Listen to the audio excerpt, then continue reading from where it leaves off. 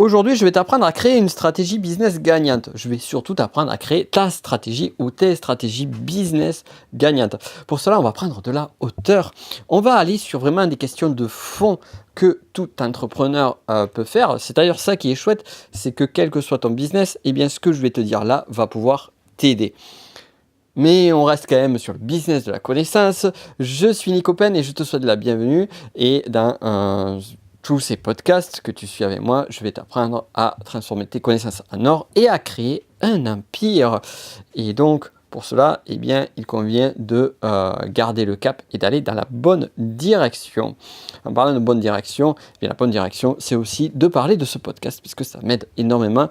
Donc, pense à en parler autour de toi, surtout, et à noter le podcast. Et surtout si tu as aimé cet épisode ou d'autres épisodes, notamment les interviews.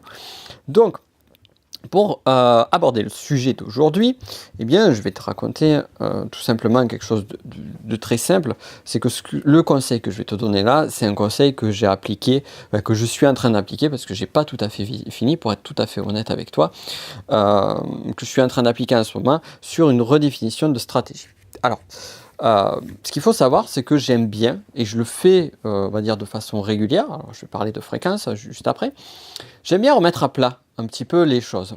J'aime bien remettre à plat tout ce que je fais, pas parce que le marché évolue, pas parce que les choses évoluent, mais parce que la vie est changement et évolution, et que on le sait aussi d'un point de vue de l'espèce humaine, c'est que plus on s'adapte et mieux ça marche. Plus une espèce s'adapte de façon générale et mieux ça marche. Et ça va être pareil pour tout le monde. Donc il y a toujours cette nécessité de s'adapter à l'environnement, de s'adapter au contexte, de s'adapter à tout ce qui se passe dans ta vie et toutes les évolutions. Donc ce moment-là, il est venu dernièrement de remettre à plat toutes les choses. Alors en termes de fréquence, moi j'aime bien remettre à plat les choses sur mon business. Généralement, je le fais à peu près une fois tous les 6 mois. Qu'est-ce qu'une remise à plat? Ça ne veut pas dire que je vais tout jeter et puis je repars à zéro, même si ça m'est entre guillemets arrivé. D'ailleurs, on verra, je vais t'expliquer pourquoi on va jamais repartir à zéro.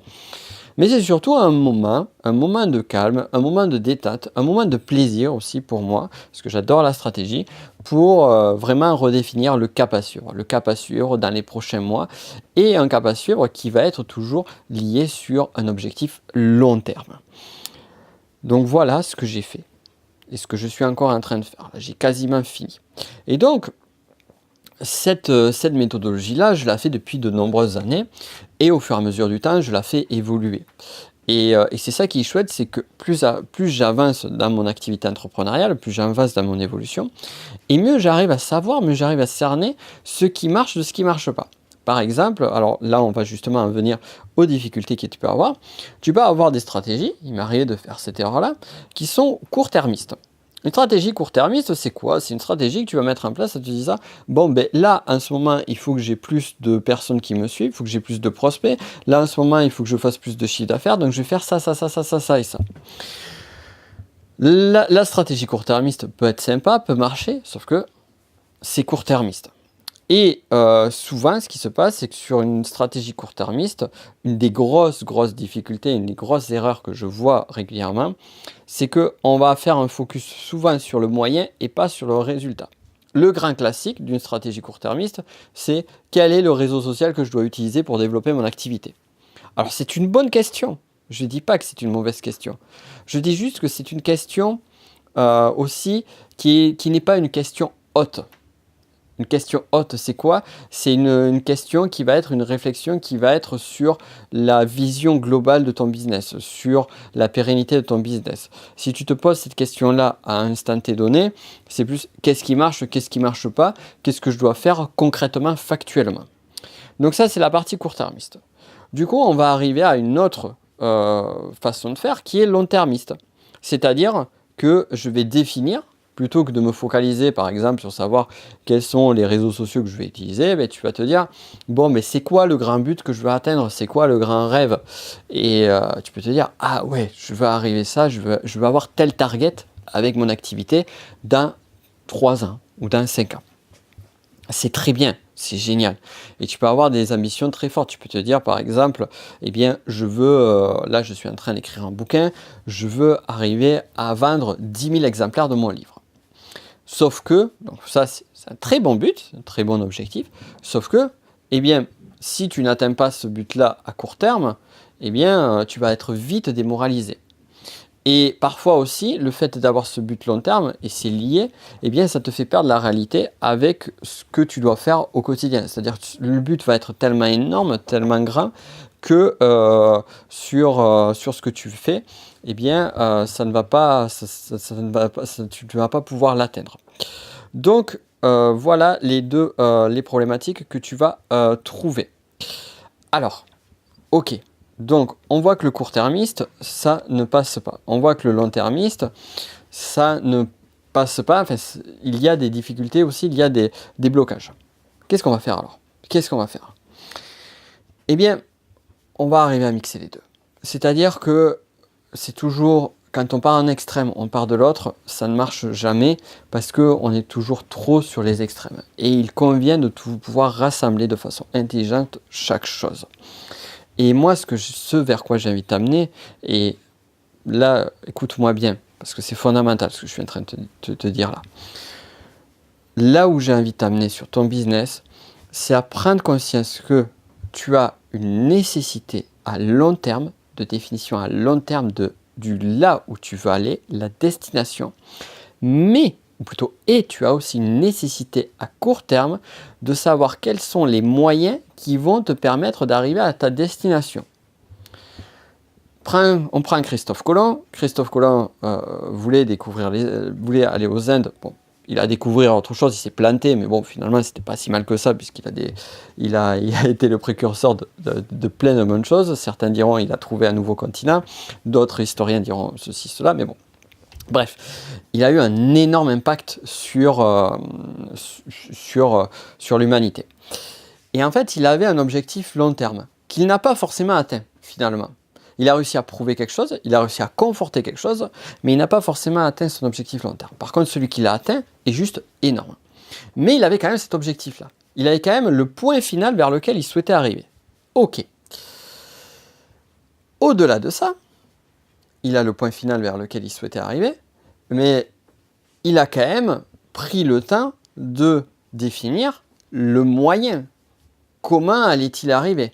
Et surtout le point de départ. C'est-à-dire qu'à un moment donné, il a dit « Je vais partir de tel port avec 3 bateaux ». Il prend ces bateaux, il a pris suffisamment de vivres pour pouvoir aller jusqu'à l'objectif donné, sinon eh bien, il n'aurait jamais pu y arriver. Et ça en a suivi cette fameuse aventure qu'il a amenée là où il est arrivé. Cette histoire est super intéressante de Christophe Colomb. Pourquoi? Elle est super intéressante parce que déjà on se rend compte qu'on peut définir un objectif à long terme, on peut définir une destination, et que cette destination, on peut très bien ne jamais l'atteindre. Et que même en ne l'atteignant jamais, eh bien finalement on découvre, on atteint une autre destination qui sera aussi fabuleuse, si ce n'est plus. L'autre point sur notre ami Christophe Colomb, c'est que le rêve est grand, le rêve est beau, mais il demande à faire les bonnes choses pour y arriver. Voilà, donc là on a mis en place, on va dire, tous les éléments du puzzle. Maintenant on va assembler le puzzle, parce que tu vas me poser la question, ok Nico, c'est sympa, c'est bien joli, mais comment fait-on? Alors moi j'ai une technique, je vais t'expliquer, mais cette stratégie-là, c'est pas compliqué, c'est celle que j'ai mis en place, là, comme je te dis que j'ai bientôt fini, qui se base sur la fameuse stratégie Walt Disney. Alors stratégie Walt Disney, justement, cette stratégie-là, tu peux la retrouver en lien en description. J'en avais fait une formation en ligne qui a été un très grand succès commercial. Et puis qui a beaucoup aidé, qui est juste, cette technique est juste géantissime. C'est bon, je vais pas te rentrer plus en détail, mais en gros, c'est ce qu'utilisait Walt Disney pour atteindre les belles choses qu'il a pu réaliser dans sa vie. Donc s'il l'a fait, c'est que ça peut marcher. Et en plus, ce qui est génial sur cette stratégie Walt Disney, c'est qu'elle est adaptable à tout le monde. Et j'en ai parlé rapidement sur le dernier podcast, pas la dernière interview, mais le podcast précédent. Donc, on en revient à notre ami Walt Disney. Notre ami Walt Disney, eh bien, sur cette stratégie-là, alors là, ce que je suis en train de te définir sur ce plan d'action, c'est pas la stratégie Walt Disney en tant que telle, mais c'est plus ce que je t'invite à faire en stratégie business. Cependant, la stratégie Walt Disney, il y a 3 phases, et sur ces 3 phases, eh bien, il y en a une qui est juste énorme, c'est celle du rêve. C'est se poser la question, quel est mon grand rêve? Donc, là, ici, si tu n'as pas ce grand rêve, tu ne sais pas. Donc, le grand rêve de Christophe Colomb, par exemple. Et là, pose-toi une question simple. C'est qu'est-ce que tu veux? Mais pas qu'est-ce que tu veux dans un mois, dans un an, mais qu'est-ce que tu veux à long terme? C'est quoi que tu souhaites atteindre avec ton business? Quel est le grand but? Et là, on va parler donc de rêve. On va également parler d'ambition. Quelles sont tes véritables ambitions au niveau de ta conquête? Puisqu'on crée un empire, donc on est dans une phase de conquête de territoire. Quelle est ta véritable ambition? Pose-toi cette question-là. Qu'est-ce que tu veux vraiment? Qu'est-ce que tu veux si tu vas dans 3 ans, dans 5 ans? On ouvre le champ des possibles. Donc ça, c'est la première question que tu dois te poser. Et tu dois, j'insiste, c'est une obligation, tu dois commencer par cela. Ensuite, on va mettre en place des choses pour arriver jusqu'à cela. Donc là, on va se concentrer sur la seconde étape, qui doit toujours arriver en second. C'est la mise en application. Mais pour la mise en application, on ne va pas réinventer la roue à chaque fois. Tu seras d'accord avec moi. Je veux dire, tu bosses déjà sur ton activité, ça fait peut-être plusieurs années, peut-être des décennies que tu es sur ton activité, sur ton marché. Qui sait? Tu connais beaucoup de choses. Donc, la question, c'est qu'est-ce qui a marché pour toi? Qu'est-ce qui a marché pour toi? Alors, tu ne vas pas faire une énumération qui date depuis la nuit des temps, mais au regard de cet objectif-là, et au regard de tout ce que tu pourrais mettre en place, et de tout ce que tu as mis, qu'est-ce qui a déjà marché pour toi? Et qu'est-ce qui a déjà marché pour toi? Tu peux le mettre, donc ça c'est la seconde phase, tu peux mettre en 2 catégories. La première, c'est les moyens que tu as mis en place, qui ont marché, et 2, les stratégies que tu as mis en place pour toi. Tu vois, par exemple, j'ai identifié, si on parle de fameux quel réseau social utiliser pour développer ton activité, eh bien j'ai fait un listing de tous les réseaux sociaux que j'ai utilisés depuis le début de mon activité. Et en plus de ça, et ça c'est un conseil que je t'invite à faire, c'est avoir des moyennes mesures. J'ai on va dire, sur les 9 derniers mois, j'ai réussi à mettre en place des moyennes mesures qui me permettaient de savoir exactement, avec une grande exactitude, sur certaines de mes formations, sur une en particulier, si je vendais à partir de YouTube, à partir du podcast, à partir de la publicité Facebook ou autre, à partir de LinkedIn, à partir de Facebook ou autre, je suis capable de te dire avec exactitude quel est le pourcentage que je fais sur chaque chose. Donc, je sais factuellement ce qui a marché ou pas pour moi. Et là, c'est là où on doit faire la différence entre ce qu'on a envie de voir et ce qu'est la réalité. Parce que tu as envie de voir des choses, tu as envie peut-être... Moi, je sais que je marche beaucoup à l'envie. Donc, il y a des choses, des fois, que j'ai envie de voir, et le cerveau est toujours très malin, et arrive à faire une forme de cécité qui va faire qu'on va inconsciemment ne pas voir ce qu'on n'a pas envie de voir et rationaliser. C'est la rationalisation. Tu regardes en psychologie le mécanisme de rationalisation. Rationaliser pour faire en sorte de justifier le choix ou l'envie que l'on a envie de voir juste. On le fait tous, hein, toi y compris, tout le monde le fait. Donc c'est là où justement les chiffres, les faits sur ce que tu as déjà créé vont te permettre de savoir ce qui a été efficient ou pas. Parce qu'il faut se rappeler quand même que ce que tu fais tourner, c'est un business. Donc là aussi, à un moment donné, il y a une nécessité de pragmatisme, même si la créativité, même si l'envie, même si le désir, même si le rêve, même si la volonté de faire des belles choses sont fondamentales. Il y a quand même le pragmatisme qui a besoin aussi d'exister. Tout a besoin d'exister. C'est juste arriver à trouver l'équilibre entre chaque chose. Donc on identifie qu'est-ce qui a marché pour toi. En termes de moyens, des moyens que tu as utilisés, et en termes de stratégie. Quelles sont les stratégies gagnantes, quelles ont été les stratégies perdantes? Pourquoi une stratégie gagnante a été gagnante? Est-ce que tu ne peux pas les réutiliser? Est-ce que tu ne peux pas les réadapter? Ok, le marché est différent, mais comment tu peux réexploiter ce que tu as déjà exploité? Ensuite, une fois que c'est fait, c'est donc là, on va dire, les moyens que l'on a déjà mis en place et on a l'objectif final que l'on souhaite atteindre. Maintenant, c'est qu'est-ce que tu vas mettre en place? Et là, c'est la troisième étape. Que mettre en place? Donc, c'est là où, sur ta stratégie, tu vas définir étape par étape ce qui est nécessaire d'être fait pour atteindre le résultat donné. Et ici, ce que je t'invite à faire, c'est tout simplement de mettre un planning hebdomadaire, purement et simplement. Alors, tu peux adapter, ça va dépendre de chacun, ça va dépendre de la gestion organisationnelle de chacun. Certains, l'hebdomadaire va être le planning adéquat, d'autres ça va peut-être un planning sur 2 semaines, d'autres peut-être un planning sur 1 mois. On va partir sur le planning hebdomadaire, moi je trouve que c'est pas mal, et de savoir exactement en fait comment tu vas t'y prendre factuellement, comment tu vas agencer chaque brique, chaque pièce du puzzle, dans quel ordre tu vas les mettre pour que ça marche. Et là on vient sur du pratico-pratique. Et une fois que c'est fait, eh bien, tu n'as plus qu'à passer à l'action, purement et simplement, et à faire ce qu'il est nécessaire de faire. Et après, donc comme je te dis, moi je revois à peu près tous les 6 mois en moyenne, je n'ai pas de date donnée, c'est plus un ressenti. Moi je travaille beaucoup au ressenti. Quand je ressens le besoin, la nécessité de dire, bon ben là j'ai atteint un plateau, comme c'est le cas aujourd'hui, j'estime avoir atteint un plateau, et pour pouvoir passer au step suivant, eh bien j'ai cette nécessité-là. Je vais te raconter une histoire pour finir. C'était un après-midi de décembre, c'était en 2016.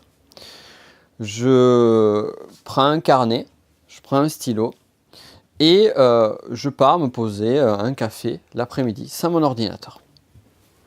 Je me prends 2 heures de temps. Je prends mon petit cappuccino avec un cookie. Ce sont des outils fondamentaux pour mon business, le cappuccino et le cookie. Et je commence à me poser, je commence à définir un plan d'action sur tout ce que j'allais mettre en place en 2017. En fait, ce que j'ai fait cet après-midi-là, sur les 2 heures de travail, c'est que j'ai défini toute ma vision sur ce qui, plus tard, a donné le technicien énéagramme, dont je t'ai déjà parlé. Et ce qui s'en est suivi, c'est qu'en 2017, lorsque j'ai sorti ça, fin 2016, j'ai commencé à sortir, et puis 2017, quand j'ai bossé que sur ça, eh bien, ça a été un carton. Ça a été un véritable succès. Et de ce moment-là, j'ai passé un des différents paliers de mon business. Mais vraiment, là, j'ai passé un très gros palier qui a quasiment doublé mon chiffre d'affaires. Et j'ai reproduit ça d'autres fois, mais si je te parle de cette expérience-là, c'est pas pour rien. C'est qu'en fait, qu'est-ce qui s'est passé? C'est que ça a été un petit moment. 2 heures dans une semaine. 2 heures dans un mois. 2 heures sur 6 mois de travail. Qu'est-ce que c'est? Qu'est-ce que ça représente? Et imagine que ces 2 petites heures m'ont permis de doubler quasiment mon chiffre d'affaires. Et c'est pas la première fois que ça s'est passé, et ça sera pas la dernière. Et probablement que s'il faut, c'est tout le mal que je me souhaite, ce que je suis en train de faire là, ce temps-là que j'ai pris et que je vais finir de prendre une fois que j'aurai fini de clôturer le podcast avec toi, et que peut-être que ça va me permettre de faire exactement la même chose. Et je ne suis pas exceptionnel, je suis comme tout le monde. Si je peux le faire, bien évidemment que toi aussi tu peux le faire. Si ça a marché pour moi, pourquoi ça ne marcherait pas pour toi? D'autant plus que les conseils que je te donne, ce sont des conseils qui sont intemporels et qui sont surtout, et ça c'est un des grands buts sur le travail que je fais, qui puissent être adaptables quelle que soit ton activité, quel que soit ton business. Tu l'as vu là, on n'a pas parlé, je t'ai pas parlé une seule fois de formation en ligne, je t'ai pas parlé une seule fois, juste à titre d'exemple, je t'ai pas parlé de YouTube, de Facebook ou d'autres. Non, je te parle de grands principes. Donc, au regard de ces grands principes, au regard de tout cela, fais ce travail-là. Si tu peux vraiment, ce qui me ferait vraiment, vraiment plaisir, c'est que tu prennes ces 2 heures-là pour faire ce travail-là. Et je ne te demande pas de le faire pour moi, je te demande juste de le faire pour toi. Et tu vas voir à quel point ça va pouvoir t'aider. Donc je t'invite vivement à le faire. Là, tu sais ce que tu vas faire, c'est regarde ton agenda, regarde cette semaine ou la semaine prochaine si tu ne peux pas te dégager un créneau de 2 heures. Tu vas dans un café, tu vas dans un bar, tu vas dans un lieu sympa, tu vas au soleil ou autre, peu importe, j'en sais rien. Tu vas dans un endroit qui est bien, tu prends un cahier et tu fais ce travail-là. Et crois-moi que tu ne vas pas le regretter, loin de toi, loin de moi. Crois-moi que ça va t'apporter énormément pour la suite. Je peux te le garantir si tu appliques tout ce que je t'ai dit là. Je t'invite à faire ce travail. Si tu veux aller plus loin pour justement des stratégies, la stratégie Walt Disney dont je t'ai parlé précédemment, tu la retrouveras en description de ce podcast. Je t'ai mis aussi, tu vois, là on a parlé de stratégie. Il y a 23 stratégies comme ça qui sont plus orientées sur le business de la connaissance. 23 stratégies qui sont du même acabit, mais en plus avec des fiches de synthèse, avec des résumés et autres, qui sont les stratégies gagnantes que j'ai mis en place dans mon business depuis le début et qui vraiment vont te garantir de superbes résultats. Donc je t'invite à les regarder aussi et fais ce travail-là. Et puis si autour de toi, j'imagine que tu as des personnes qui sont dans l'entrepreneuriat, qui sont en train d'y aller ou qui sont là depuis des années, qui auraient besoin d'avancer, qui auraient besoin de développer leur activité, alors partage-leur ce podcast. Tu sais que ça pourra les aider. Sur ce, on se retrouve lundi pour une nouvelle interview. Et sur cette interview, on va parler de YouTube. Là, on va parler de médias, de réseaux sociaux, on va parler de YouTube.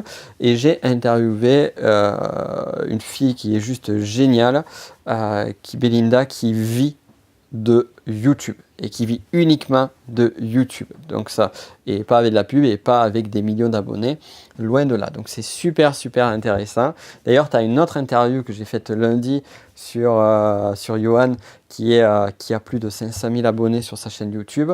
Donc c'est super intéressant. En fait, tu vas avoir vraiment... je t'invite à écouter les 2 interviews parce que l'interview de lundi, c'est une approche du business qui est vraiment avec une dynamique donnée. Et sur l'interview de lundi prochain, ça sera une autre approche du business et en utilisant notamment ce même média-là et de façon différente et complémentaire. Et tu vas voir à quel point ça va être enrichissant de pouvoir conjuguer ces deux façons de travailler. Et c'est ça qui est juste magique. Enfin, moi, je me régale à faire les interviews et j'espère qu'il en est de même pour toi aussi quand tu les écoutes. Bon, on a assez parlé aujourd'hui. Allez, je te laisse, j'allais dire, allez, va bosser. Mais oui, c'est ça. Allez, va bosser sur sa stratégie et on se retrouve très vite. Tu m'en diras des nouvelles. Ciao. Et voilà, tu viens d'écouter un des épisodes de mon podcast, Le Business de la Connaissance. Alors, si tu veux aller beaucoup plus loin et suivre l'intégralité des podcasts sur ce sujet-là, je t'invite à regarder en description de cette vidéo. Tu trouveras le lien pour pouvoir t'abonner à mon podcast, Le Business de la Connaissance. Et ainsi, on pourra aller beaucoup plus loin ensemble. D'ici là, je te souhaite une excellente journée.